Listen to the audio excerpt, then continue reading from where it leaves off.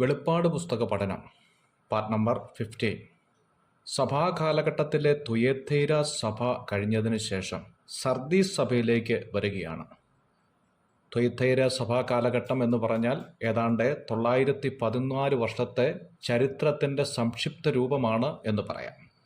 സർദീസിലെ സഭാ കാലഘട്ടം എന്ന് പറയുന്നത് ഏതാണ്ട് 230 വർഷത്തെ കാലഘട്ടമാണ് എന്ന് ചരിത്ര പണ്ഡിതന്മാർ അവകാശപ്പെടുന്നു. സർദീസ് എന്ന വാക്കിൻ്റെ അർത്ഥം ഒളിച്ചോടിയവർ എന്നാണ്. 1520 മുതലുള്ള നവീകരണ കാലത്തെ ഉദ്ദേശിക്കുന്ന ആത്മീയ അന്ധകാരത്തിൽ നിന്നും ഒളിച്ചോടിയ ലൂതർ, റോക്സ്, വൈക്ലിഫ് മുതലായവരെ ഓർമ്മപ്പെടുത്തുന്നതാണ് ഇത്. സർദീസ് ഒരു ഫലപുഷ്ടമായ താഴ്വരയായിരുന്നു.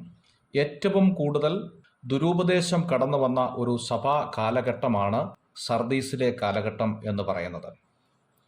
ജീവനുള്ളവർ എന്ന് പേരുണ്ടെങ്കിലും നീ മരിച്ചവനാകുന്നു എന്ന കുറ്റാരോപണമാണ് ദൈവാത്മാവ് ഈ സഭയ്ക്ക് നൽകുന്നത്. 3-ാം അധ്യായത്തിൻ്റെ 1-ാമത്തെ വാക്യത്തിലേക്ക് വരുമ്പോൾ നിന്റെ പ്രവൃത്തി ഞാൻ അറിയുന്നു എന്ന് കാണുന്നു. സൽപ്രവൃത്തിയാലാണ് ഒരാൾക്ക് രക്ഷ എന്ന ദുരുപദേശം ഈ കാലത്ത് ശക്തിയാർജിച്ചിരുന്നു. എന്നാൽ വിശ്വാസത്താൽ രക്ഷ എന്ന ദൈവവചനം മാറ്റി നിർത്തിയിട്ടുള്ള സൽപ്രവൃത്തി ദൈവം വെറുക്കുന്ന കാര്യമാണ്. ഏറ്റവും കൂടുതൽ സൽപ്രവൃത്തി ചെയ്തത് കത്തോലിക്ക സഭയാണ്. മറക്കാനാവാത്ത മദർ തെരേസ അതിന് ഒരു ഉത്തമ ഉദാഹരണമാണ്. 3-ാം അധ്യായത്തിൻ്റെ 2-ാം വാക്യത്തിൽ നാം വായിക്കുന്നു, ഉണർന്നുകൊള്ളുക എന്ന്.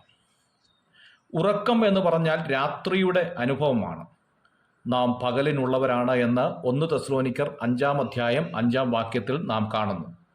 ആത്മീയ ദർശനം നഷ്ടപ്പെട്ട അവസ്ഥ എന്നാണ് ഇതിൽ നിന്ന് അർത്ഥമാക്കേണ്ടത്. ഉറക്കം ശിംശോനെ പോലെ ലൗകിക സുഖങ്ങളിലേക്കും ജഡമോഹങ്ങളിലേക്കും നമ്മെ എത്തിക്കും. ന്യായാധിപന്മാരുടെ പുസ്തകം 16-ാം അധ്യായം 19-ാമത്തെ വാക്യം. ആത്മിക ബലം നഷ്ടമാകുന്നു എന്നാണ് അതിൻ്റെ അർത്ഥം. ഉറക്കം യോനയെപ്പോലെ ദൈവഹിതത്തിനെതിരായുള്ള യാത്രകൾ സംഭവിക്കാൻ സാധ്യതയുണ്ട്. യോനായുടെ പുസ്തകം 1-ാം അധ്യായം 5-ാം വാക്യം. ആത്മീക സാക്ഷ്യം ഒരുപക്ഷെ നഷ്ടമാകാൻ ഇതിൽ നിന്ന് സാധ്യതയുണ്ട്. ഉറക്കം വചന കേൾവിയിലുള്ള അലസതയിൽ നിന്ന് സംഭവിക്കുന്നു. അപ്പസ്തോല പ്രവൃത്തി 20-ാം അധ്യായം 8-ാമത്തെ വാക്യം. ആത്മീക ജീവൻ നമ്മളിൽ നിന്ന് നഷ്ടമാകുന്നു എന്ന് സാരം. ഉറക്കം അധികാരികളെ ഭയക്കുന്നത് മൂലം സംഭവിക്കാം. 1 രാജാക്കന്മാരുടെ പുസ്തകം 19-ാം അധ്യായം 5-ാം വാക്യം. ആത്മീക ഉത്സാഹം നഷ്ടമാക്കുന്നു. ഉറക്കം പ്രാർത്ഥനാ ജീവിതത്തെ നഷ്ടമാക്കുന്നതാണ്. മത്തായിയുടെ സുവിശേഷം 26-ാം അധ്യായം 40-ാമത്തെ വാക്യം. ദൈവീക സാമീപ്യം നഷ്ടമാകാൻ സാധ്യതയുണ്ട്. ഉറക്കം പിന്മാറ്റത്തിൻ്റെ ലക്ഷണമാണ്. വെളിപ്പാട് പുസ്തകം 3-ാം അധ്യായം 2-ാമത്തെ വാക്യം. ആദ്യ സ്നേഹം നഷ്ടമാകുന്നു എന്നാണ്. ആകയാൽ ഉറക്കത്തിൽ നിന്ന് ഉണരാനുള്ള നാഴിക വന്നിരിക്കുന്നു എന്ന ഉദ്ബോധനമാണ് ഈ വാക്യത്തിൽ നൽകുന്നത്. സർദീസ് നൽകുന്നതായ 5 പ്രബോധനങ്ങൾ ഈ ഭാഗത്ത് കാണാൻ സാധിക്കും. 1-ാമത് ഉണരുക എന്നുള്ളതാണ്. 2-ാമത് ശക്തീകരിക്കുക എന്നതാണ്. 3-ാമത് ഓർത്തുകൊള്ളുക എന്നതാണ്. 4 കാത്തുകൊള്ളുക എന്നുള്ളതാണ്.